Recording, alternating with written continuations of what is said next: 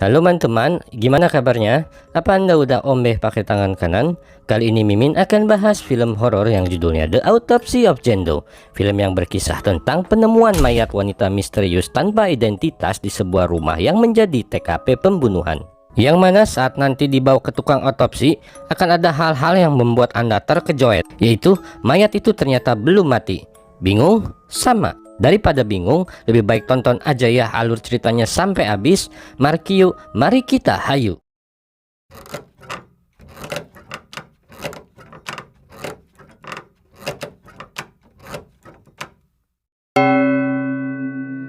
Film dimulai dengan memperlihatkan sebuah rumah di mana telah ditemukan 3 mayat yang tewas dengan cara tak wajar.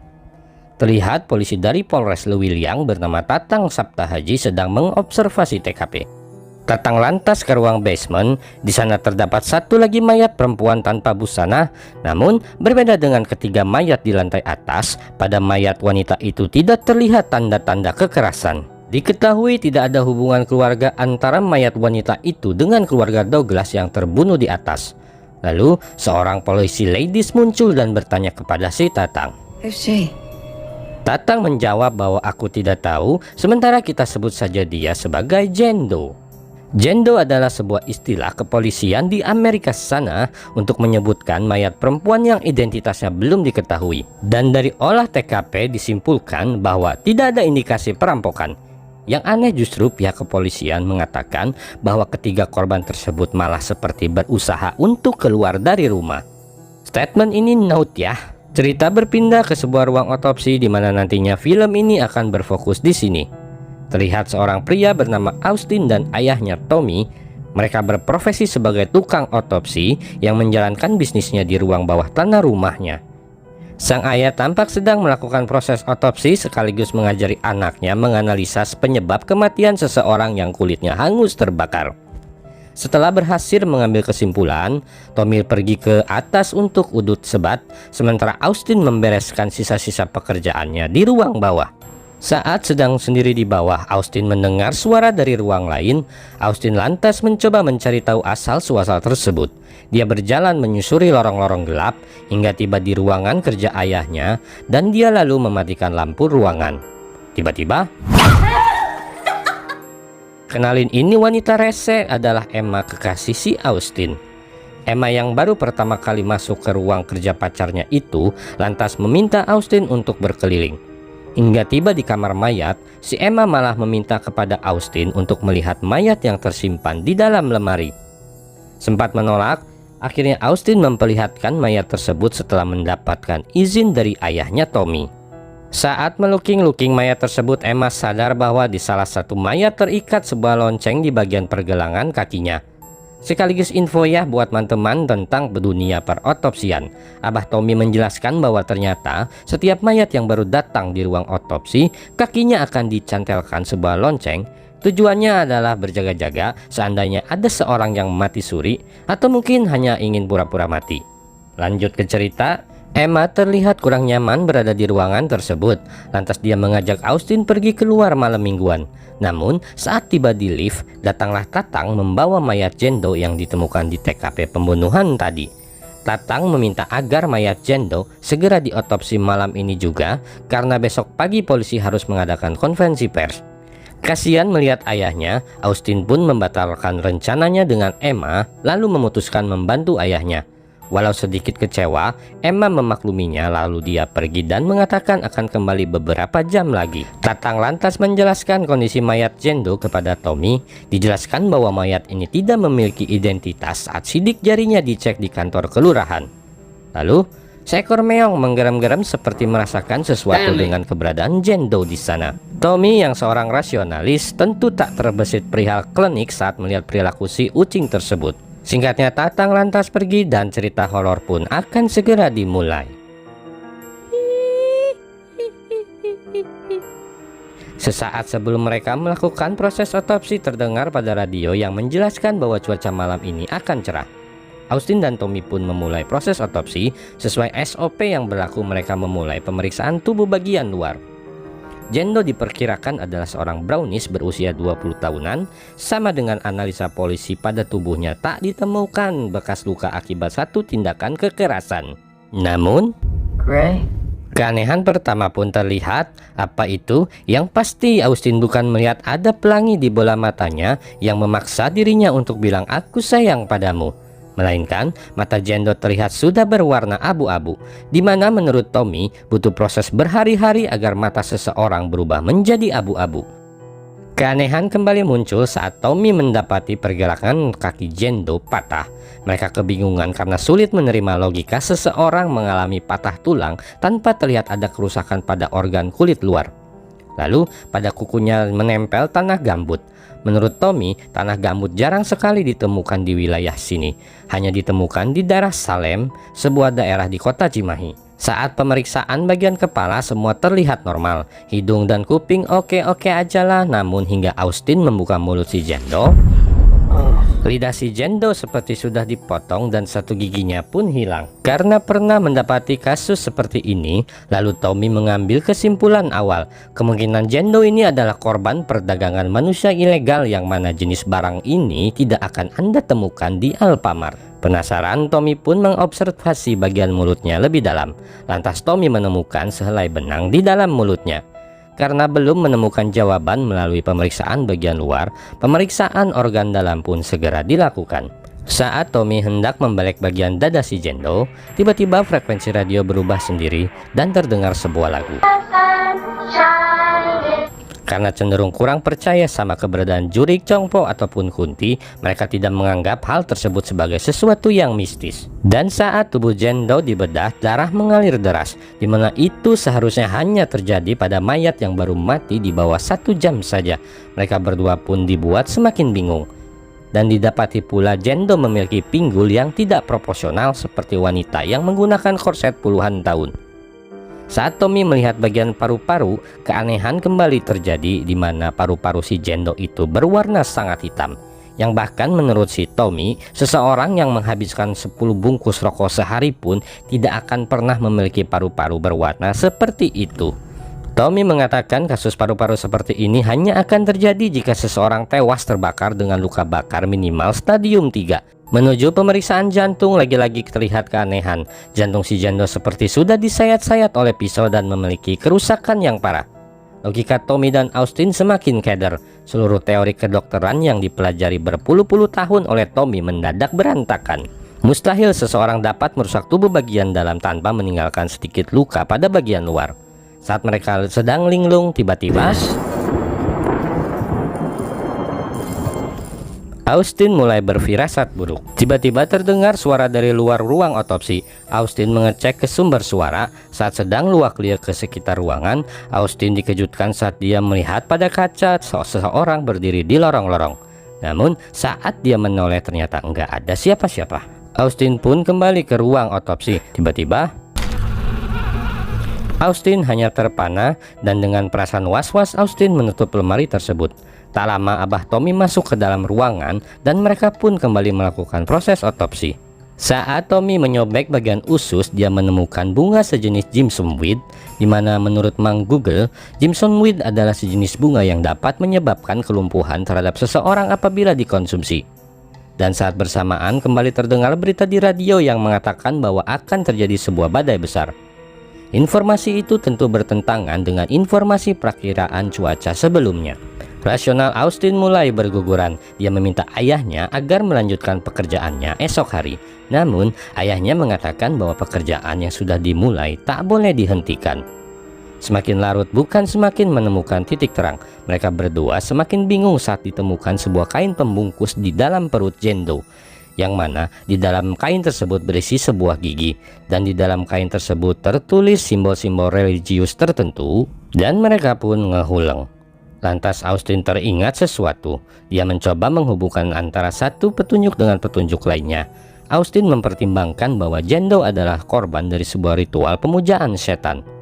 Puluhan tahun menjadi seorang koroner, Tommy yang belum pernah menemukan keganjilan semacam ini, penasaran dia lantas menguliti bagian kulit luar Jendo. Dan antara terkejoet ketika mereka melihat kulit bagian dalam Jendo ditarik. Pada permukaan kulit terdapat simbol-simbol religius yang sama persis dengan simbol yang tertulis di kain pembungkus gigi. Akal sehat Tommy dan Austin semakin berantakan. Sulit memahami dengan akal sehat melihat apa yang terjadi kepada tubuh si Jendo. Saat mereka sedang kompak kebingungan, frekuensi radio kembali berputar sendiri.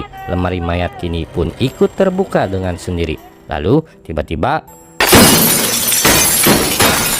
dalam keadaan gelap terdengar suara Austin yang panik mencari ayahnya. Dari sini Tommy sadar bahwa terdapat sesuatu yang mistis dari mayat Jendo ini. Tommy pun memutuskan untuk keluar dari tempat tersebut. Namun bukan film horor namanya jika mereka berdua bisa keluar semudah itu. Tiba-tiba terdengar suara pohon jatuh yang menimpa pintu keluar. Mereka lantas mencoba mencari jalan lain. Namun saat berjalan di lorong-lorong, terdengar suara seseorang seperti memukulkan sesuatu ke pipa besi. Tommy dan Austin masuk ke dalam kantor, lalu mencoba menelepon polisi dan berbicara dengan Tatang. Namun sambungan telepon itu terdengar kekeresekan dan akhirnya terputus. Dan kini mereka benar-benar terjebak di dalam sana. Dalam keadaan sunyi, mereka terlihat sangat ketakutan. Tiba-tiba, anjir bray, serem pisan bray. suara apa coba itu bro? Masih ingat dengan scene dimana Emma melihat mayat digantungi lonceng di kakinya? Iya anjir, artinya ada mayat yang lagi jelong-jelong di ruangan depan. Sama dengan Mimin, pikiran mereka pun menyimpulkan bahwa itu adalah suara mayat yang sedang berjalan kaki. Dengan segala keraguan-raguan, Austin mencoba menoong dari celah bawah pintu. Lalu edan keeng mang. terlihat sebuah kaki tanpa alas melangkah di depan pintu. Melihat itu jelas Austin ketakutan. Belum usai kekagetan mereka, tiba-tiba mereka berusaha menahan pintu tersebut agar tidak terbuka. Namun perlahan gedoran itu pun berhenti. Suasana pun hening. Lalu mereka menduga-duga segala ketidakberesan ini dikarenakan kehadiran jenazah Jendo. Untuk mencari jawaban dari misteri ini, mereka memberanikan diri untuk kembali ke ruang otopsi.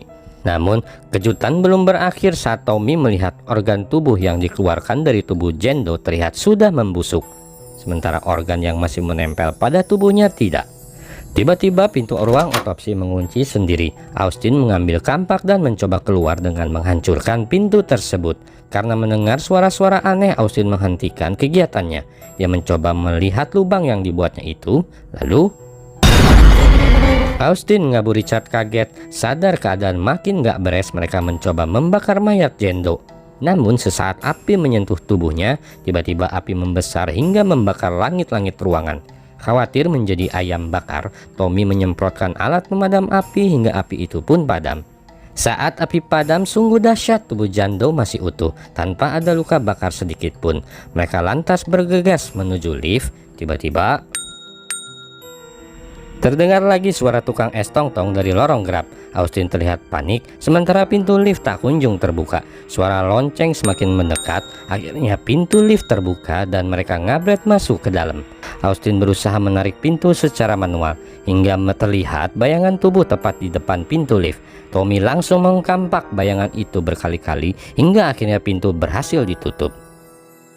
Keadaan hening, tak lama terdengar isakan kesakitan seorang wanita. Sadar suara itu adalah seorang yang Austin kenal, Austin membuka pintu lift dan ternyata itu adalah Emma, si cewek pecicilan yang modar akibat iseng tidak pada waktunya. Mereka lantas masuk ke dalam lift dan berdiam sejenak di dalam lift sambil memikirkan jalan keluar. Sadar Jendo tak akan menghentikan terornya dan berdiam akan membahayakan diri mereka pada akhirnya mereka kembali ke ruangan otopsi, lalu mencari jawaban agar mereka bisa keluar dari tempat itu. Mereka kembali melakukan proses otopsi. Kini mereka membuka tempurung Jendo dan mengambil sampel otaknya. Saat dicek di mikroskop, She's still alive. ternyata si mayat Jendo ini belum mati karena pada sampel yang diambil terdapat sel-sel yang masih hidup. Kali ini resmilah bahwa mayat Jendo adalah sebuah ketidakmasuk akalan. Austin lantas mencari jawaban melalui sebuah kain pembungkus yang ditemukan di awal film. Setelah membulak-balik kain tersebut, akhirnya ditemukan tulisan Leviticus 27 yang merupakan sebuah ayat dalam kitab Injil. Tommy lantas membuka kitab Injil mencari ayat Leviticus 27. Saat menemukan ayatnya, terkejutlah dengan kesesuaian bunyi ayat tersebut dengan gambaran kondisi tubuh Jendo. Yang lebih mengejutkan adalah dari tulisan kuno tersebut diketahui bahwa kain pembungkus itu berasal dari abad 17, yang artinya mayat Jendo yang di hadapan mereka pun sudah berusia 300 tahun. Dari sana terjawablah bahwa si Jendo adalah penyihir yang dibunuh dengan cara disiksa. Benda-benda aneh yang dimasukkan ke dalam tubuhnya adalah jimat untuk menghindari si penyihir itu bangkit. Dan tanpa sadar proses otopsi telah membuka jimat tersebut sehingga penyihir itu pun menjadi lebih kuat. Dan kini dia masih bisa merasakan sakit akibat penyiksaan tersebut. Dan yang terjadi kepada mereka saat ini adalah bagian dari ritual balas dendamnya. Dia ingin orang-orang di dekat mayat tersebut merasakan apa yang dia rasakan selama ini. Lalu setelah memahami tujuan Jendo, Tommy tanpa sepengetahuan Austin berbicara kepada Jendo.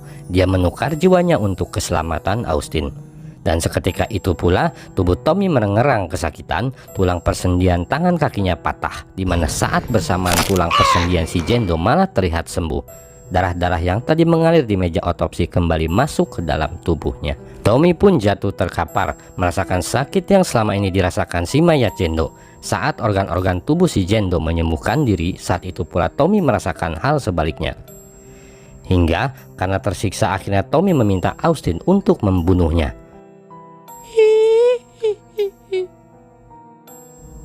Tiba-tiba lampu menyala, suasana terlihat normal. Terdengar suara radio menyala, Austin mendengar suara sirene polisi dari luar. Austin segera menuju pintu luar yang tadi tertimpa pohon.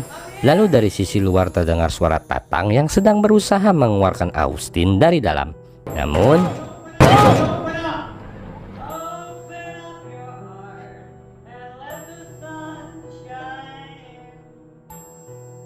ternyata suara Tatang itu hanya tipuan sihir yang dibuat si Jendo.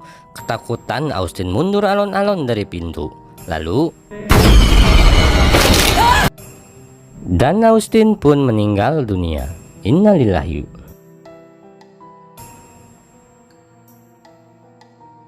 Paginya Tatang tiba di TKP mendapati Austin dan Tommy yang sudah tidak bernyawa. Dan ternyata hasil olah TKP polisi, kondisi peristiwa itu sangat mirip dengan kejadian di rumah keluarga Douglas. Bisa disimpulkan bahwa teror yang terjadi pada Tommy dan Austin juga dialami oleh keluarga Douglas. Adegan terakhir terlihat mayat Jendo yang dibawa ambulan. Tiba-tiba ini artinya si Jendo sedang mulai ngeprank si supir maghrib. Lalu dan Mimin bisa pastikan si supir maghrib itu tidak akan selamat sampai tujuan. Dan film pun berakhir. Sedikit aja dari Mimin ya, tonton film ini secara utuh untuk merasakan adrenalin teman-teman meningkat. Walau filmnya di situ-situ aja, tapi film ini mampu menyajikan sebuah kehororan yang sangat mengerikan. Kebayang gak sih kalau teman-teman jadi mereka? Mimin mah kebayang sih, nggak berani. Dan barangkali ada yang belum ngerti, Mimin jelaskan sedikit hal-hal yang mungkin menjadi pertanyaan teman-teman ya. Pertama, siapa Jando? Jando itu adalah penyihir yang mati disiksa ratusan tahun lalu. Apa tujuan Jando? Untuk membalas dendam kepada keturunan-keturunan penyiksanya. Kenapa keluarga Douglas dibunuh? Sebagai jalan awal agar seseorang menemukan mayatnya di bawah. Kenapa keluarga Douglas baru sekarang dibunuh? Karena kuburan Jendo baru terbuka. Terlihat di adegan awal mereka sedang merenovasi ruang bawah tanah. Dapat disimpulkan pula bahwa kekuatan sihir Jendo bisa diredam dengan cara menguburnya. Kenapa mayat Jendo bisa berada di rumah keluarga Douglas padahal berasal dari New England? Dibawa oleh seseorang dari masa lalu yang berhasil selamat dari teror Jendo. Karena sihir Jendo hanya berpengaruh pada orang-orang yang di dekat dia. Kenapa Tommy Austin diteror dulu sebelum dibunuh? Karena Jendo mencari sosok yang rela menyerahkan jiwanya kepada dirinya dengan cara menekan mental para korbannya.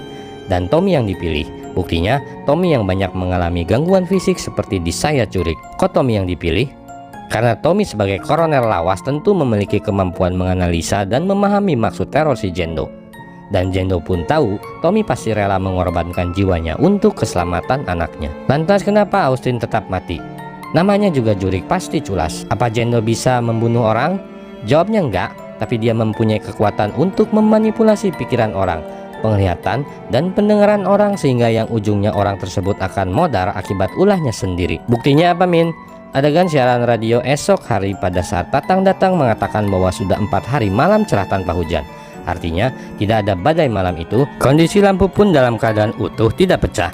Kondisi halaman rumah tidak seperti baru terjadi badai dan juga tidak terlihat ada pohon yang tumbang. Artinya apa yang dirasakan mereka itu adalah hanya halusinasi. Terakhir, apa maksud pergerakan kaki Jendo di ambulan? Kekuatan Jendo sudah meningkat hingga bisa menggerakkan tubuhnya. Selanjutnya Jendo akan terus berkelana mengandalkan kemampuan memanipulasi pikiran hingga penyihir itu bisa menuju kebangkitannya. Edan, cerdas pisan Mimin. Sepertinya sudah semua ya. Kalau ada yang masih bingung boleh tanya di kolom komentar. Pelajaran yang bisa diambil adalah jangan mau jadi tukang otopsi. Mungkin sekian review Mimin kali ini. Jangan lupa subscribe, like, dan komen supaya Mimin lebih semangat bikin konten. Karena apalah arti membuat konten kalau nggak ada yang nonton.